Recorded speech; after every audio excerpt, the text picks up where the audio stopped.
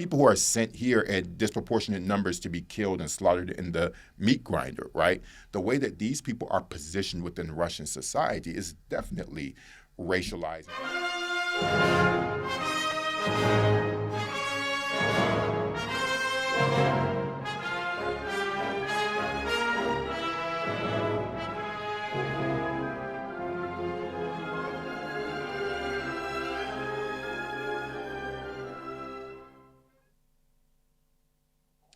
Our guest this week on The Edge is Terrell Jermaine Starr. And Terrell has been coming to this part of the world since he was a young man with a Fulbright scholarship. He now heads up numerous efforts to maintain attention and to promote understanding of what is happening here in this place and this war. His perspective is informed in no small part from having grown up as an African American in Detroit, Michigan. He brings that perspective with him as we discuss oppression of ethnicities and nationalities here in the East, in what was the Russian Empire. We talk about all of that and much more. So, Terrell, man, thanks for coming. We really appreciate it. You and a few handful of us who are kind of long-termers in Ukraine are some of the people I really want to talk to. So I appreciate it. Tell me about your history in Ukraine and in the region. So I got to Ukraine because I didn't want to do anything in Russia. So I first was a Peace Corps volunteer in Georgia from 2003 to 2005, and that was when the Rose Revolution happened and all that jazz. And then once I was finishing my Peace Corps term, I knew I wanted to have a life or a career in this part of the world, but I wasn't exactly sure. And so the ambassador at the time, his name was Dick Miles, and his wife Sharon Miles said, you know what, you should be a diplomat. And there are these programs called Russia, East European Eurasia programs or Eurasia programs, whatever, you should apply for one. So I applied for some schools. He wrote me a recommendation letter, got in. And then what I learned immediately was that so many people in this field focused on Russia. But after living in Georgia for a while, I said, I don't want to get this Russian lens and this Russian context. So what's the next best bet? I said, okay, well, Ukraine. And I just saw that because I was interested in Black people who came here during the former Soviet Union period. Mm-hmm. And I said, well, I don't want to go to Russia to do this type of work. So where's the next largest country that I could go to? And then it was Ukraine. And so I came here to visit for a week just to see if I would like it in 2008 in my final year of graduate school. And I said, okay, this is great. And then I applied for a Fulbright, and I thought it was just going to be a year or so, and then it ultimately became this situation where I'm living here part-time now. So, and it's been like 20 some odd years, right? I mean, in total, the whole process has been about more than 20 years, and so Ukraine is 15. Yeah, fantastic. Yeah. I wanted to talk. I definitely wanted to talk to you about your experience in kind of being an African American and being here in Ukraine, which is predominantly a homogenous population, all the rest of it. We'll get into that in a quick minute here. But I wanted to talk. I found it interesting that you had been in both Georgia and Ukraine, because aside from maybe Belarus, these are kind of part of the Russian Soviet Empire that holds kind of a special place for them. The Baltics were never really theirs, and there was kind of they never surrendered after the Second World War, notably the Estonians. The Central Asia is kind of its own thing as well. But it's Georgia and the Caucasus, and it's the kind of Belarus, Ukraine that holds this special place for Moscow. Having been both in Georgia and Ukraine, what do you think the through line is for these guys as they kind of resist? We see what's happening in Georgia right now. What's the through line of why these guys are resisting Moscow so much? Ukraine and Belarus, it's a part of this whole Kiev and Rus history. And so that's one foundation. But also Russia has always told its people and themselves, essentially, throughout their various political entities, whether it be the Russian Empire, the Soviet Union, right now the Russian Federation, that we are brothers, but ultimately Kiev and Rus, this is the birthplace of our civilization, i.e. being Russia, right? So that's one part. But then when you look at Georgia, This Black Sea. A lot of it is geographical. A lot of it is access to the Black Sea. But actually, Russia. I'll tell you the difference between, I would say, Ukraine and Georgia, for example. The Georgians are not Slavs, No. right? They're Caucasus people. And so the word Chorny is used to describe Georgians. Yes. They're the black Yeah. peoples Chorny, yeah. Chorny. Yeah, they're the black peoples of Russia. And that same term is applied to Central Asia. So I've been to Central Asia before. I go to Uzbekistan every year pretty much, and I stay a month. So I know that area pretty well. They're the blacks, right? Whereas with Ukraine, what is particularly interesting about Ukrainians that I've learned is that, unlike the racialization that Russians apply to Georgians, here in Ukraine, what's very clear is that your people don't exist, right? Yeah. And so it's one of those things where your culture doesn't exist. And I know this because when I am just randomly walking on the streets, or if I'm just in conversation with people, Ukrainians feel like they can have these conversations with me because I'm black and they think that I'll understand. And that's a really interesting dynamic that really informs how I view Ukraine in particular, right? And so what you see in Putin's language towards Ukraine is one of, you're just these runaway people. And to help Americans really understand Ukraine, rather than using these kind of wonky academic terms of colonialism, which are very useful for certain places, but to get the general masses to be pulled into why we care about this country so much, is that you really have to break it down in language that they understand. And frankly, it's one of those things where with Putin, we're brothers if you're a slave. If you're independent, then you don't exist, and we treat you like trash. Yeah. And we get to define who we are. We are Moscow's, the definer of what it is to be Slavic, what it is to be Orthodox. So when they look at Ukraine, they see, they kind of look like, they're European, they're white. There's this kind of, but we're going to define what it is to be Ukrainian. They still have a very much an imperial mentality, but you're right. They look at like Central Asia and Georgians. It's an nationalistic attitude that they have towards Ukrainians, right? Which is pretty ironic because Ukrainians have their own. Obviously, this is very clearly a distinct country, and we both know here these are two different universes, right? Oh yeah. It's just completely incomparable. Oh yeah. Right, but with the Russians, their whole thing it's a colonizer's mentality that. But it's a particular type of Russian colonizer mentality where you don't where you look at them and you say that you demean them not by treating them like the Georgians say or the Uzbeks or the Kazakhs. You just turn them into this one big blob of colonial Russianness, right? And so the Russian soul, the spread of the Russian soul. But the question, and I've tried to wrestle in my brain, which is worse. Yeah. And the reality is that they're all bad because it challenges your ability to properly exist, and that's what we're dealing with right now. Yeah, I mean, I've been aware of your work for a long time, certainly since the full-scale invasion, and you've made the point, and I kind of feel like Seth Meyers and jokes that Seth can't tell. Yeah, so right. I tread very carefully when I ask this question. I'm being slightly facetious, but you've made the comparison of like being Ukrainians being like a second-class citizen in either a Soviet or a Russian empire, with people of color being second-class citizens within, primarily American culture. Do you stand by that? I wonder if you could explain that a little more. Yeah, so let me explain that. So basically, the way that I talk about Ukraine is pretty simple.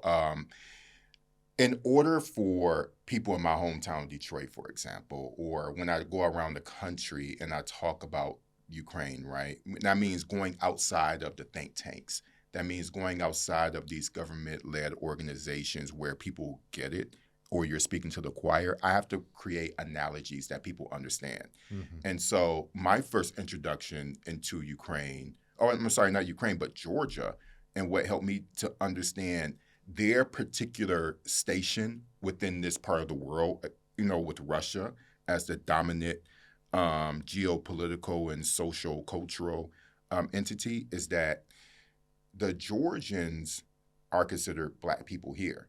And they're considered black within this Russian context. Mm-hmm. That's important to state because the way that we in America view race is vastly different from how race traffics in this part of the world and elsewhere. How so? So, for example, if a Georgian is considered white in the United States of America, you integrate into whiteness. We have a very clear understanding of race. If you look white, you are white, even if it's not necessarily true. Yeah. Okay, that's the whole thing, and it can be tricky because some people, just because they look white doesn't mean that they are, and so it can trick you a little bit, and it can trip you up. Whereas over here, this concept that somebody, when you're looking at a Georgian, somebody from Armenia, somebody from Azerbaijan, or from Central Asia, then though over here is very clear that what we think is white isn't white to somebody who's Slavic, right? It's perfectly clearly defined, and you have to be here in order to understand it. And it took my time being a Peace Corps volunteer in Georgia to actually feel the difference, right? And so that's just a very clear indicator. That's a main difference. But also, it's also about and also Russians. There's a book. I can't think of the name of it. I think it's called Russia's Minorities. And I'm trying to think of the authors of the book. But essentially what it argues is that Raza, which is race, Russia has been using that term since roughly around the mid-1800s, like 1860s, 1870s in academic literature, right? And so that's a verifiable fact. Now, the thing is that Raza and nationality, right? They could be interspersed. They could be mixed with each other at times, right? So nationality and race, they could be mixed, right? So they're used interchangeably at times. But raza, race, definitely has been used in Russian literature for more than a century and a half, actually. So they definitely have their own understanding of it. It's just that we in the West don't talk about it in our own. We don't talk about it so much because because people don't talk about Russia, they don't talk about Georgia like that. But it's very real, and the reason why it's very real is it's just based on my own experience of people talking to me about it. Then I did my additional research to learn that these terms that this way that they view each other, it actually exists, even though it's not a widely discussed topic like we have in the United States. Yeah, no, we talk about it's a fixation of our discussion in the United States and the race relations, whereas I think in this part of the world it's not openly discussed nearly. Minuscule percentage compared to how we discuss it in the West. It's kind of just this is the way it is. This is it's the way for Russian. In particular. It's the way that it is, but take, for example, when I go to Uzbekistan, people will constantly tell you that we are often discriminated against when we look for housing. They'll say when they go to Russia. Russia, yeah. They say, hey, no Uzbeks, no Kazakhs. Chorny. No Chorny. Yeah, and you actually, if you search online, there's signs that people are taking photos of that literally say this. So this is very well documented. And so so when I was in 2008, I'll never forget, I was in Batumi. I was taking an advanced Georgian language course. Oh, wow. And I had to do that in order to finish my master's degree. Beautiful place, Batumi. Batumi by the University of Illinois. And so I was walking down the boardwalk, and some Georgian guys, they were, trying to get my attention, to startle me a bit. We got to talking, and they said, well, we just came from Moscow a week ago, and we had to leave because we were constantly fighting skinheads. And so they said that in Russia, we're black like you. Those were his literal words to me, right? Wow. And at that time, I couldn't appreciate it. But what I had to do over these past years was to do the research and read the scholarship of how Georgians were treated not only during the Soviet Union but the Russian Empire, the way that Russian authors talked about people from the Caucasus and people from Central Asia, people from southern Russia, right? Yeah. A lot of the people who are sent to the Ukraine, Ossetians, all those people, the yeah. people who are sent here in disproportionate numbers to be killed and slaughtered in the meat grinder, right? The way that these people are positioned within Russian society is definitely racialized. And all you have to do is talk about somebody who takes a job as a taxi driver and the bribes that they have to take. They say, well, you have to pay the I spoke with a Tajik man who was in Moscow and said, well, I have to pay the Tajik tax. And so there's race is everywhere in this part of the world, and people from these from those parts of the world, they talk about it. It's just that too often we don't have a healthy and productive conversation about why we should discuss it more, and how it can help us to further understand colonialism and imperialism, right? And so that requires you to step outside of your box and to understand that race has parallel meanings when you step outside of American borders.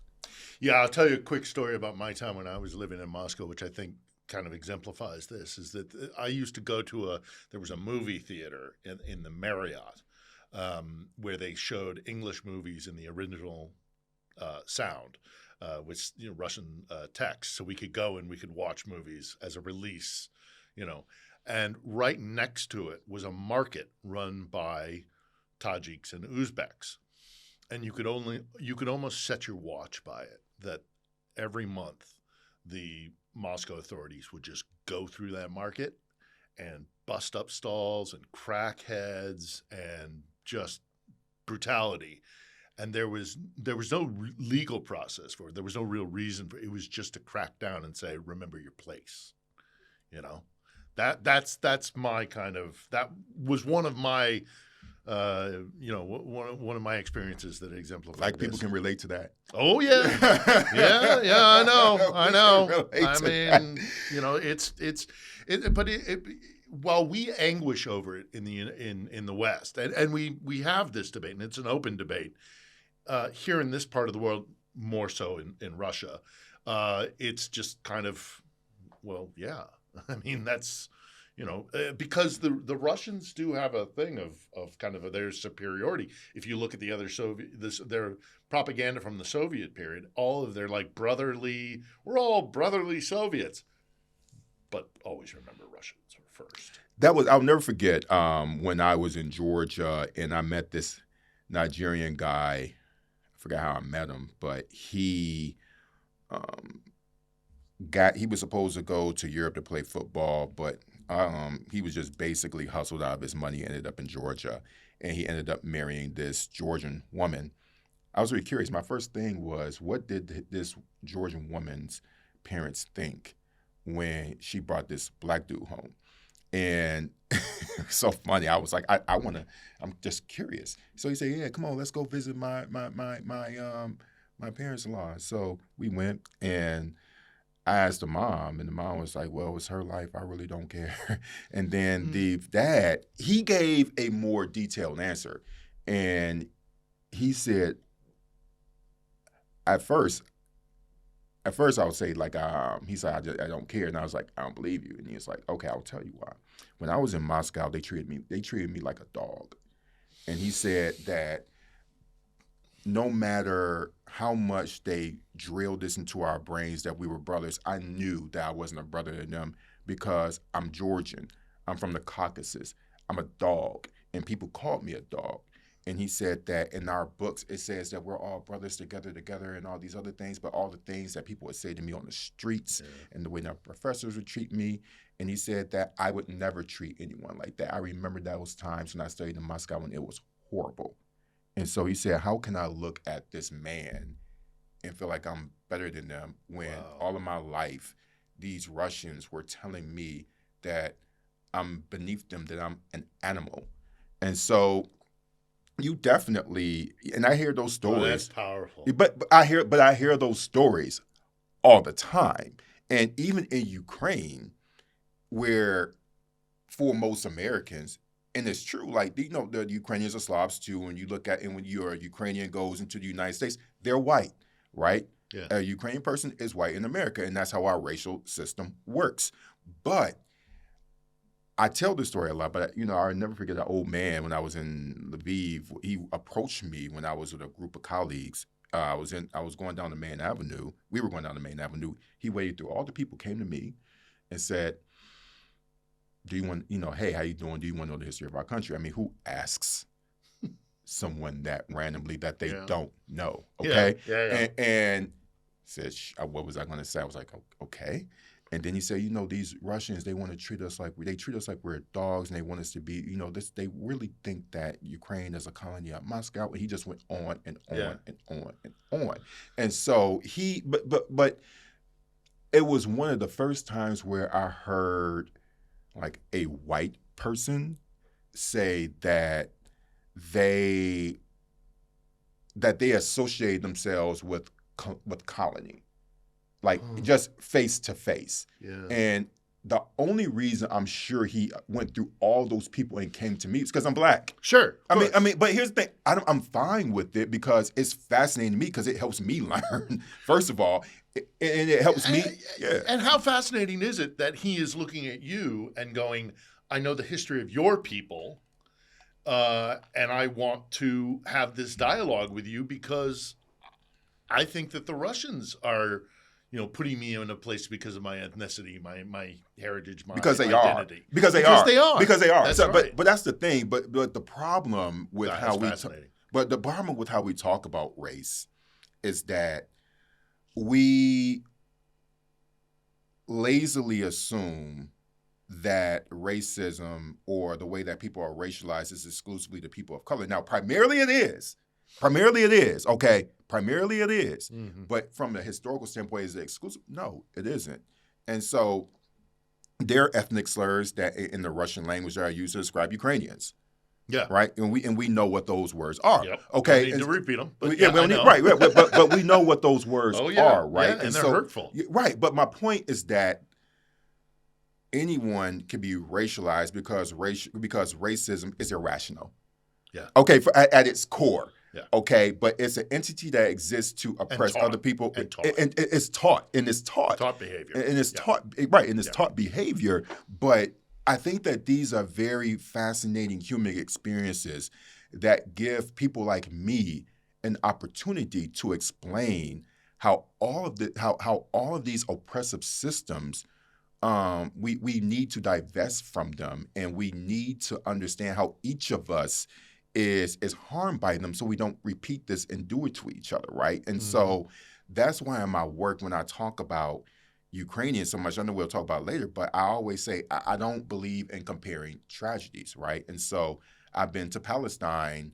I was there last year, and I plan on going again this year. I talk about these subjects together because I want us all to be invested in each other's liberation.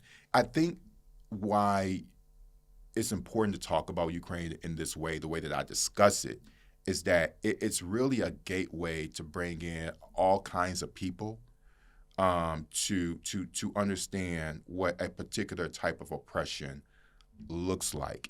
And so one of the lecture series that I'm working on right now, it's called From Maidan to Ferguson. And so the reason why those two events makes sense for me to talk about together is because Ferguson is going to be the 10-year anniversary, in August, right, where Mike Brown was murdered, and then you had the Maidan that took place, and what happened with both of these events is that each of these people used the power of social media to take power and to take claim to their own agency, and that's what it's about. And so I'm not comparing the struggles of Ukrainians to Black people, but there are parallel examples of how each of these people sought their agency through social media, right? And each of these people, Black people and Ukrainians, for example, they were saying that we need to be centered in the conversation. With Black people, it was, we're going to use social media to tell our own stories because the mainstream media has failed us. With Ukrainians, the conversation has been, you have been looking at our country through this lens of Russia for decades, and we're not going to take it anymore. And so small things like challenging people on Twitter to correct the spelling of Kiev, right? And it was a big thing in the AP that they said, okay, it's going to, they're going to, change the spelling, right? But that was a power of social media, and it was an example of people seeking their agency through these digital means. And the history of African Americans and the history of Ukrainians have a similarity, I think, in the sense that both have had their history stolen from them and told by other people, told by their oppressors. Right. The Russians have told the Ukrainian story and have defined what it is to be Ukrainian, and white America has, for centuries, defined what African American identity is. And I think both of these identities are now coming to a place where they're like, no, we're going to tell our story. And I find that encouraging and hopeful. I find a great future for that. Knock on wood. It does lead me to the question of you being African American in Ukraine. There's a lot of talk about racism here, about Nazis here, there's the issue of the beginning of the war where people of color. I remember coming into Ukraine and seeing those lines of people of color. Turns out it was actually maybe more on the Polish side than on the Ukrainian side, their restriction in crossing the border. But nevertheless, I wanted to talk to you about how is this weapon that the Russians use of this kind of Nazi terminology. What is your response to this argument that the Russians have that this is a Nazi state and this is, that racism is everywhere? The hypocrisy of that from a Russian is amazing. But can you talk a little bit about being, a person of color in Ukraine? Yeah. So look, I wouldn't voluntarily come here if I didn't feel safe. So let me be perfectly clear. I'm not going to come to a country, spend my own money to suffer. I would just have to be, I don't know what the word, I would just have to be, there would have to be simplistic. You're not a martyr. Yeah, I'm not, yeah. I would just say I'm going to come and choose to suffer. No, I wouldn't do that. I love Ukraine. I spent half the year in this country, and so I feel very safe. I have a whole friendship base here. I have a whole social life. And so I plan on spending the rest of my life, my career, being in this part of the world, and I plan on even building and continuing to do things. I have so many goals that, from a business standpoint, that I want to achieve here, where I want to help to invest in Ukraine to rebuild, right? I definitely am going to pursue the tourism business as far as being a large-scale provider of tour packages once Ukrainian victory comes, right? When State Department says, okay, Americans can go now, right? And so I still want to do that. Now, multiple things can be true at once. Is there racism here? Yeah, like it is in America and elsewhere, right? And it doesn't. So I don't like saying, well, yeah, Ukraine is a racist country. Well, my country, I would say maybe Black people only have full rights around 1970. Yeah. Right. And then there are people in my family who are alive and who paid a poll tax to vote. Yeah. Okay. So when you talk about racism, yes. We of course, there's racism here. In fact, when I first came, I was denied housing. This is 2009. I was denied housing by 10 landlords because I was Black. Now, that's true. That's happened. Now, again, when you look at and this is not me being defensive of the country. It's just that I know of many of examples where Black people have their houses appraised at lower rates, where Black people are denied housing across the United States of America. And so I don't like this language of making Ukraine ground zero for racism, because I'm saying, why are you doing it, right? And so with me in my career, I worked in Black media for much of my career. I talk about racism globally, but particularly in the United States all the time. But I've had a number of racist experiences here, particularly with police in regards with constantly being stopped. But this was like pre-Maidan. What's interesting is that post-Maidan, I don't run into that at all, and none of my African friends do, right? And so I find that fascinating. Yeah, because pre-Maidan, it definitely happened all the time. Now, and so I actually have a number of Black people who ask me about Ukraine, and some of them say, well, because of my experiences, because I was honest and gave them a full conversation, it encourages them to come, and I'm really happy about Yeah. that. And also, we also have to keep in mind that there's me as a Black American, and then you have the experience of African students, which Right. is vastly different because I don't really depend on the state resources in order to to live here too. So the Right. African experience is different. So let's go back to the Africans who were fleeing the war. Yeah, the racism, yeah, it was very pronounced, and that was definitely happening without a question of a No. doubt. Yeah. But I think that story, and I'm still working on it right now in my reporting, which is one of the reasons why I'm here. So this is going to be like an ongoing series of videos that are going to be produced in the fall. But that story is not told with the proper nuance that it requires, right? And so let's be clear. I've interviewed dozens of Black people who are escaping here. At the beginning Beginning of the war, who are at the beginning of the war in 2022. Yes, they definitely experienced racism called ethnic slurs. I've spoken with people who told me directly that officers pulled weapons on them, hurled racial slurs at them. Even the ones who understood Ukrainian were saying that. And there were all, and so that happened when Black people were on the trains. They were putting their hands out for the during the stops where people were seeking food or whatever. They experienced some nasty reactions from people who smacked their hands and said that the food is for Ukrainians.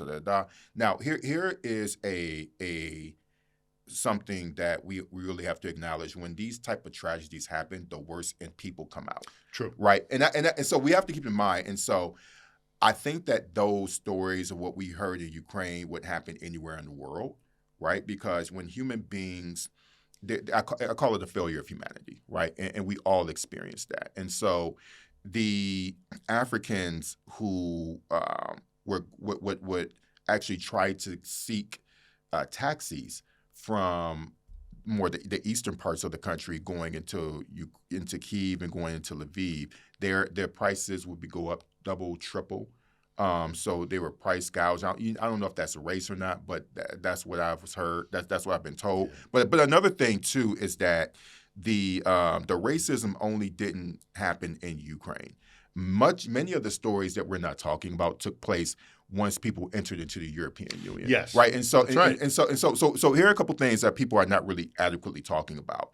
So when you say at the beginning, when people were going into Poland, Ukrainians had they were able to immediately get jobs. They had all of their paperwork where they're allowed to seek employment. Whereas with the African refugees, that wasn't available for them. I spoke to African business owners in Warsaw who told me that, you look around my place and I hire Ukrainians. I have a new business and I needed the help. And he said, I couldn't even hire my own people because the laws of Poland would not allow me to hire them, but I could hire the Ukrainians. And so you had all these different inequities because it comes down to, if you're a refugee, you're a refugee, right? And then going into places like Germany, I spoke with people who told me on camera that when they crossed into the German border, they were immediately strip searched and accused of being drug dealers. Yeah. And so, just stripped down naked and just had to deal with that type of humiliation. I've spoken with Black Ukrainians who, even they have a Ukrainian passport, they were either told that their documents were fake. They were told that they were constantly being harassed and being pulled out of the Ukrainian lines. And so there's a sense of there's a sense of isolation, even as a Black Ukrainian, that these people experience. I spoke with another Black Ukrainian woman who was in France, and she was saying that at a refugee camp, this woman is a polyglot, so she speaks 5 languages, including French. And so she would say that the Ukrainian refugees that she was with, they were saying, who was this? They would say all kinds of ethnic slurs about her being Black and whatever, in Russian, thinking that she wouldn't understand, but she understood every word. And then once she spoke to them in Ukrainian, they just turned, they blushed, right? And then the following day, they had the nerve to ask her for translation help with some of the French-speaking staff, right? And so my point is that the racism happened here in Ukraine, and there's plenty of examples of that. with small nonprofit organizations. Yeah, it's true, but it's not the only place. And so it goes back to the main point.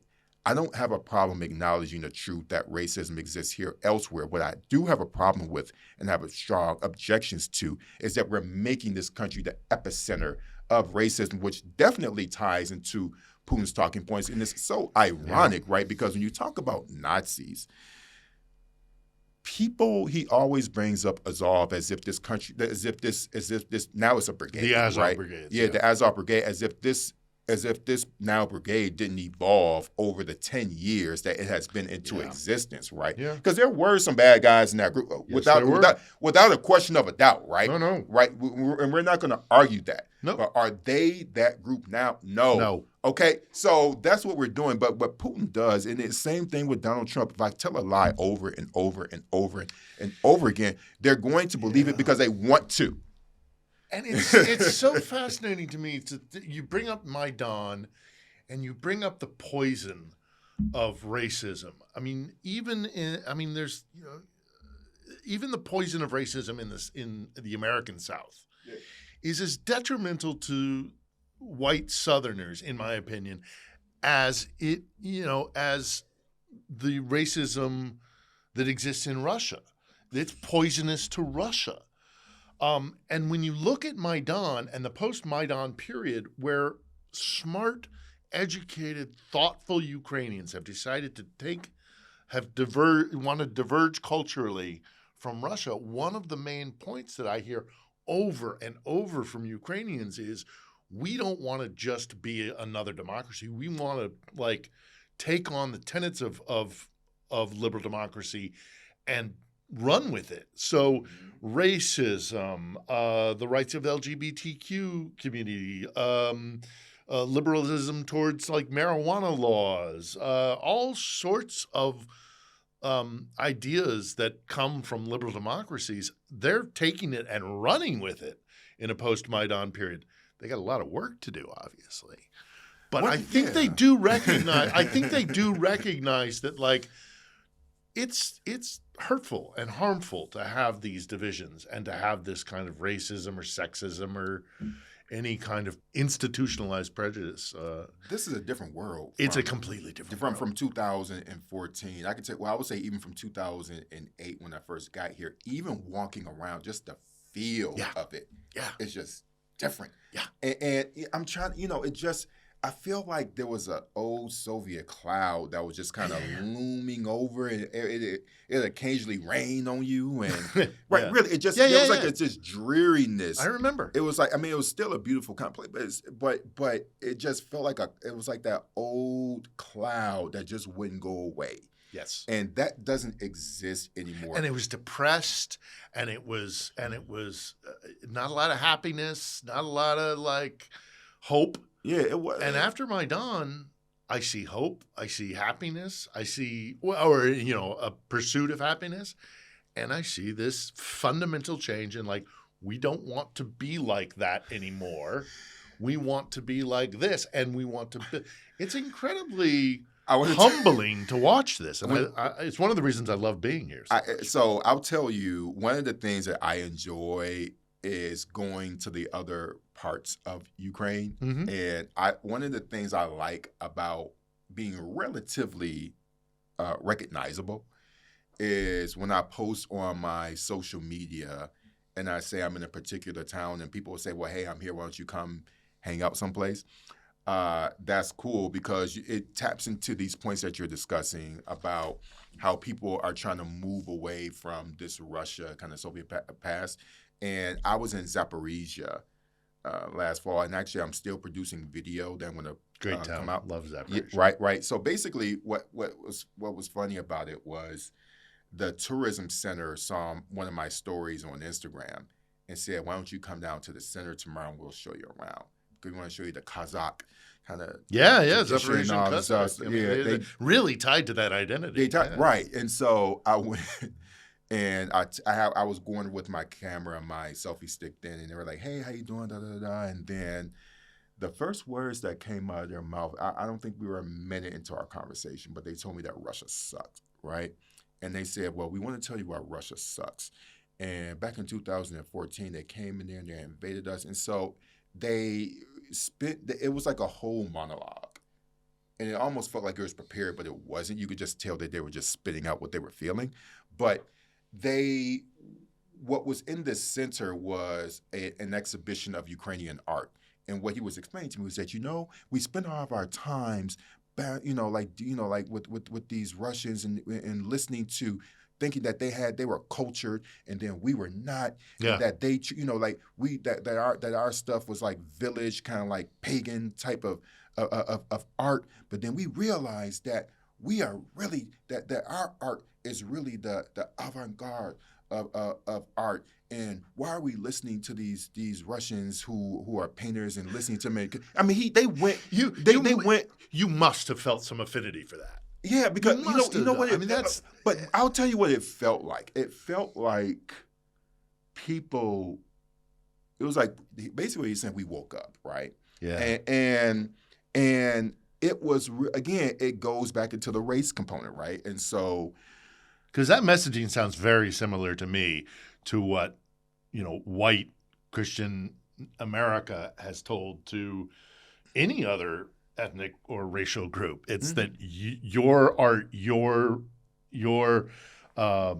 presentation of self, your identity, your history, we get to define that. We get to tell you whether it's good or bad. That's what he was talking about, right? And so it was just this image. And I wish I had a camera person that was actually filming us, and just so they could see the expressions on my face as this guy was talking. Because what I realized in that moment was it was just like a master class in how these people said that. Essentially, what he was saying is that these people treated us like white trash. That's essentially what he was saying about lesser than the lesser than. That's what he was saying. Second class citizens. You're not like us. You're not Russian. You don't merit. And then they woke up and was like, we've been taught BS all this time. Yeah. And so, but I think it was a fascinating how that worms into even the people who are oppressed. Right. That the idea of lesser than is even adopted by the people who are oppressed. Look at the Irish, who absolutely for centuries were told they were nothing but dirt, and then they had a renaissance, and now they have this very strong self-cultural. I see it in the African American community.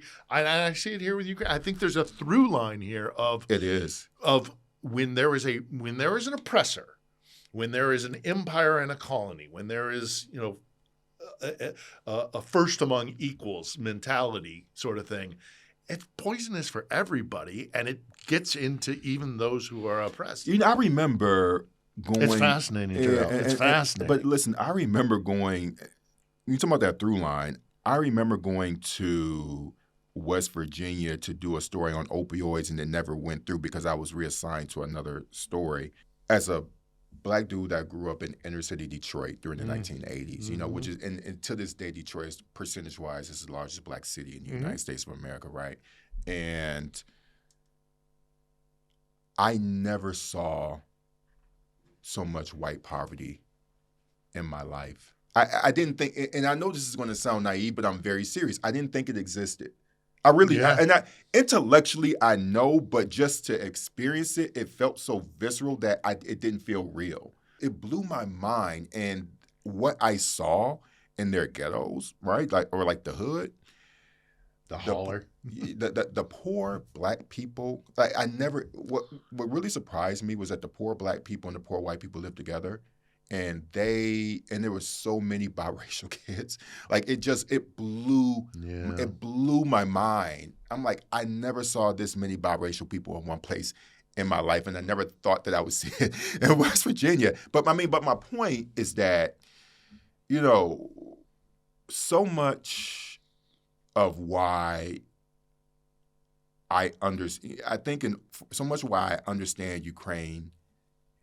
It comes from me understanding the depths and breadths of my own country, right? Yeah. And I think that our own countries and experiences are a great place to start. But what it requires, what I would really like out of Western journalists more is that there is a large to really appreciate race and to really appreciate what oppression is like, because I think that's one of the missing pieces out of the coverage writ large about Ukraine, is that people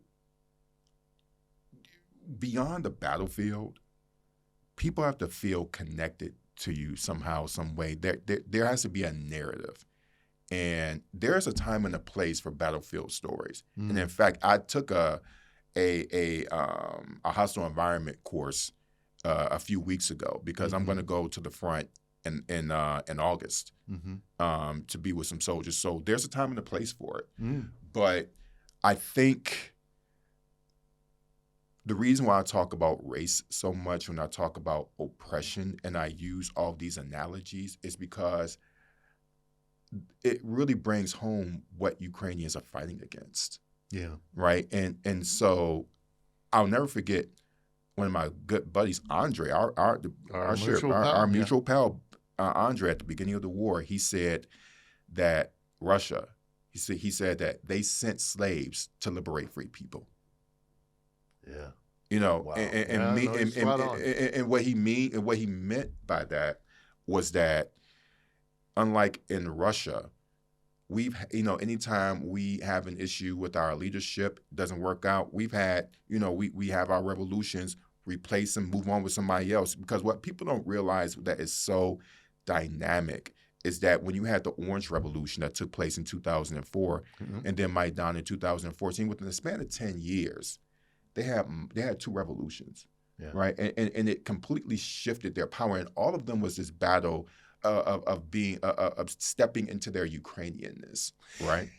I think the first step in any liberation of an oppressed people is to overthrow the colonizer mentality or the oppressor mentality. Right. You can't be free unless you see yourself as free first, and then you take revolution to the streets, or you fight for sovereignty, independence, whatever it is. Right. And I see that here.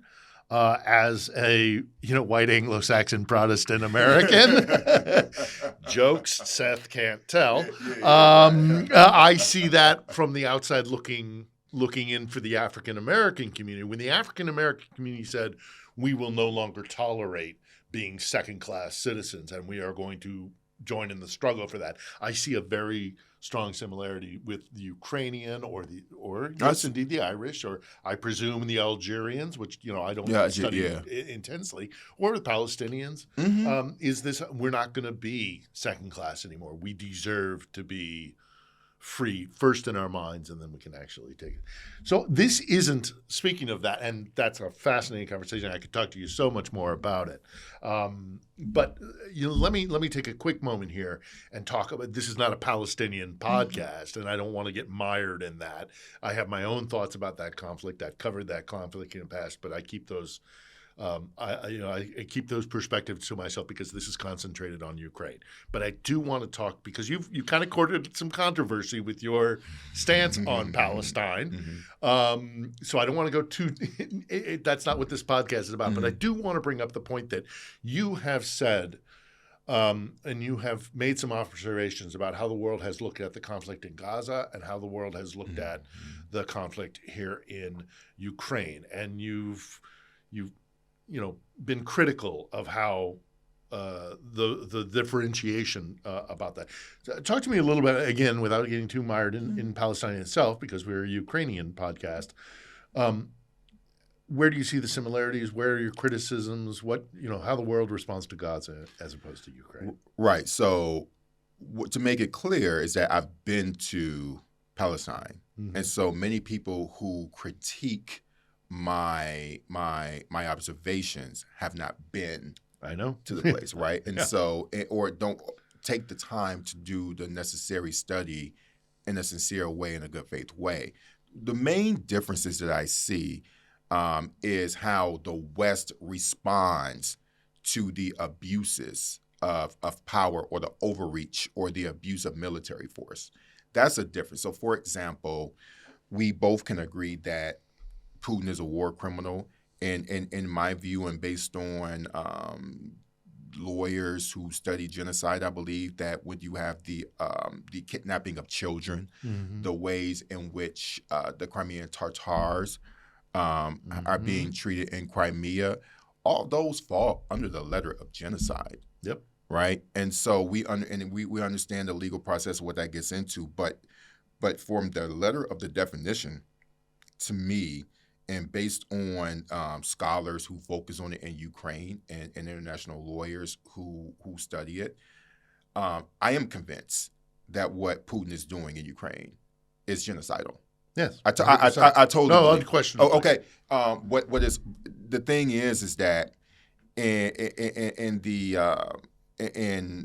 what's unfortunate is that with the case of Palestine, is that the overreach of the Israeli government that has resulted in more than 30,000 civilians killed tells me that there is no consideration for innocent life there. And if we look at South Africa's case against in the International Criminal Court of Justice, they have outlined all of the genocidal words and language that high-ranking Israeli officials use towards Palestinians. This is the court case that South Africa has brought against the state of Israel, right? And so why do I compare the two? The reason why I compare the reaction, not the tragedies, I'm talking about the reaction of the West. Let me be very specific. Yes. I'm talking about the reactions. The reactions condition people to feel that we are supposed to care about the Ukrainians because the Western leaders, the people who have, like the strongest economic, political leaders in the world, are conditioning us to have a sympathy for Ukrainians, but they're conditioning us to feel like, well, this just happens with Palestinians. We're being taught that Palestinian life has no value as opposed to the Ukrainian ones, and they have value because we support the international criminal courts when it comes to Putin, right? But when it comes to so you get what I'm saying. So that's the reason absolutely. why. So that's why that's I get important. your point there, Terrell. Yeah. But here's where I differ slightly. Yeah. And that is that as a journalist and as somebody trying to spread the word about Ukraine, when Gaza kicked off, the rapid decrease of attention given to Ukraine was, powerful. Oh yeah, it just fell off a cliff. I mean, you can hardly talk about Ukraine now. It's getting a little bit of traction back again, but the entire international press corps shifted to Gaza and damn near forgot about Ukraine. Now, if we take it as a genocide both happening in Gaza and happening in Ukraine, the fact that the world's press and attention seems to be more outraged about the genocide in because we don't define it as genocide. That's not the through line. Which one? In Ukraine. In Ukraine, that's true. The through line of it being a genocide is not nearly as pronounced as the criticism. And again, we tread on very careful territory here. But what many perceive as a genocide in Gaza gets much more play through that metric than the genocide in Ukraine through that metric. It's seen as geopolitical here. It is seen as this massive European war, and yes, I'm sure there's some like these are white people dying as opposed to people of color in Gaza. This is all very, very complex. But what troubles me is the fact that we don't see the genocide that's happening here in Ukraine. That isn't as outrageous in many sectors, not all, as what you see in Gaza. And it troubles me that focus has been drawn away. Me too, and I'm gonna tell you and also the definition of what's happening here as simply a war, not a genocidal war, which is what it is. Okay, here's the irony of that. I agree with you. So there are a couple things. One, there's a reason why Israel and Gaza is called the mother of all conflicts, right? Because it's something that's etched into the American psyche, right?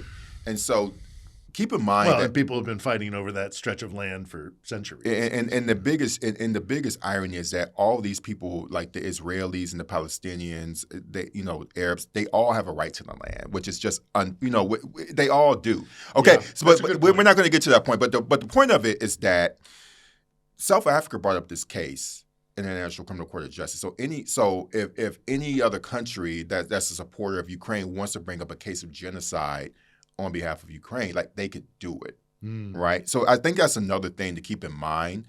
And there are some other geopolitical factors that may play a role into that, into Russia not being while a country is not presenting that case against Russia, but more specifically in the United States, Israel. And you're talking about trading on careful water. Like the reason why that has better traction is that one, coverage of Ukraine have been dying down long before October 7th of last year, right? Okay. That's another thing. So I would say after about 2 months, the news coverage went down significantly. So I would say the war started in February 24th. No, 22nd, February 22nd, and 2022, yeah, 2022, and then I would say February, March. And then you had April. About the end of April, it really started dying down, right? It started dying down a little bit, right? Just started trickling down. And so you had this whole decline going through 2023. And then, 2022, 2022. And so this dearth of media coverage really went down because for several reasons. One, people were asking, will Ukraine hold? And then once Ukraine held, then people are like, what's next? It's really difficult to talk about war to most Americans, right? Because this is a big country, and one, it's really I think that it was a suicide mission because Russia doesn't have the resources to fully occupy this country. It's just too big. Yeah. A whole another thing. But then two, how many storylines can you write about Ukraine at certain points, right? Because I no longer freelance or pitch articles about Ukraine because one, people don't take them, and two, it's just more financially beneficial if I have my own Substack and post stuff there. You get what I mean? And just have my own podcast, and it's just beneficial. But also, it's a little upsetting that we have to take that on ourselves as opposed to news organizations. But it's the new media landscape. News. But to get to your point, right? The reason why you have this attention that's being drawn to Gaza and pretty much people are taking away the attention from Ukraine is because in America, again, politically and socially, we have been conditioned to be more invested in Israel because our politics, doesn't matter if it's Democrat or Republican, that this is something that we're going to stand with Israel because we're taught to never forget, and we shouldn't forget about the Holocaust, right? Absolutely not, right? And so, again, without getting too deep into it, like ultimately, throughout the years, there has been a robust lobbying effort with a very particular Israeli government focus on never forgetting about the Holocaust, and it rolls into other things. And so what we don't really talk about is, and this is just underpinning, is the abuses that Palestinians face. And I've been to Palestine. It's a straight up apartheid. And Desmond Tutu said that this is even worse than what we experienced. I mean, you can find the quote. He said it. But there is an emotional connection that all of us are embedded, that is embedded in all of our minds for a wide range of reasons that has not been developed with Ukraine. That's really what it is. Now, whether it should be, I'm here. I agree with you. The reason why I'm here is that I'm using my time to do it. But I think the reason why, to bring it all home, the reason why I talk about these issues together is that I want to condition the people who listen to me to be morally consistent, because if we don't have, the reason why you don't see as much attention to Ukraine is that we've been taught to care about one thing versus another, and it's usually led by our government, right? Or our traditional media outlets who prioritize what's editorially important and what isn't. So. But they take it from the government. So one of the major screw ups about that approach was during the Second Iraq War, right? And you saw the New York Times said, okay, we had to we have to reconsider the way that we covered this war, right? And even they had this big open, editorial about their coverage, because essentially what they were admitting to is that we were really taking the lead of the government, but so much of how we view things is based on how our leadership views it, and then that trickles down to the media. Just wanted to add that. Yeah, no, I look, Terrell, I could talk to you. We're going to have you back, because I could talk to you so much more about so many other different things. And I even have it on my question list, but we just got so involved in so many. I love talking to you, man, and Same I really here. want to have you back. I really want to have you back. But and also, God only knows when we're going to get a blackout, right? I living in Kiev, man. Living in Kiev. We got lots of lights going on. Any second now it could go out. Absolutely. So I'm gonna wrap it up here, but we're gonna have you back if that's okay with you. Oh, absolutely, definitely. And obviously, hey guys, everybody, go check out Terrell's Substack, Black Diplomats. This is a perspective you need to be listening to. So thanks for coming today. But I want to wrap it up before I say goodbye with a question that I absolutely must ask right now. Where do you see the war going, and what do you see in a post-Ukraine, a post-war Ukraine? Honestly, I'm not one of those people that like to predict the future or kind of telegraph. Nobody's going to hold you to it. I'm just saying. No, I get it. So no, I mean, I think it's important because I don't know what the next round of military aid is going to look like once it starts fully coming in and being able to use full strength F-16s. I'm not saying that's going to be a deal breaker, but I keep in mind that the war in Afghanistan when the Russians invaded, it was more. It was during the Soviet period, 10 years. Then they eventually left. This is going to be a long haul, but I do believe what I don't see happening is a capitulation from Ukraine. There will be a country called Ukraine. There will be a country called Ukraine. I think sheer existence is victory. And people are tired of the war, but I definitely see a country that's going to continue to fight. That's for sure, regardless of who is president. But what exactly Ukraine will look like, I think that we should revisit that about a year from now. Right. Okay. Well, we'll have you back then. Probably well before a year. I want to come back before a year. I mean, no. I live down the street. Okay. I live down the street now. And us old Ukrainian hands, we got to stick together. We got to stick together, man. Exactly. And I love your perspective. I really, truly do. And I've appreciated watching your coverage and your discussion about even when I disagree with you, or even when things get a little bit I don't want everyone to agree with me. I still appreciate 100%. Your perspective, and I appreciate you keeping eyes on. I know you go back to the States. Before we do say goodbye, it's a good old Midwestern goodbye. I'm going to have another question.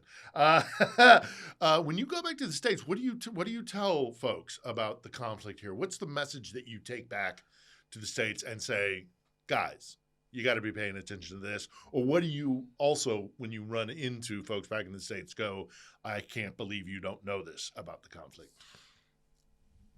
I tell people about life here, the people that I know, the cities I go to. People only see images of the front. Yeah.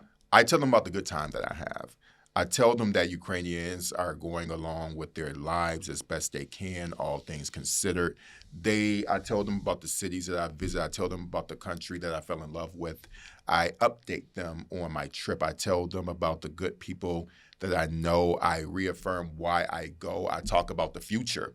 That's the most important thing. I talk about what I want to do in Ukraine. I talk about the ideas that I have for a business interests that I want to pursue. And prosperity and those types of things. And so that alone gives them a reason to be invested because they want to know what's next. And I think that's the best that any of us can do beyond the kind of esoteric conversations about the war and about the politics. Just talk about the people. And because my goal is to introduce Americans to even more Ukrainian people, and many of them through a tourism company that I'll eventually own, and where they can come and see for themselves. Yeah, and while Russia tries to dehumanize these people, we who love this place should do everything we can to humanize them. Mm-hmm. So I appreciate your efforts. I appreciate what you do. I'm going to keep doing this thing. Absolutely. You too. And you can come back anytime you like. You have an open invitation. So, Terrell Jermaine Starr, thank you for your time. Thank you for your insight. Thank you for this fascinating discussion. And you're welcome back anytime. I will come back. All right. Thanks very much.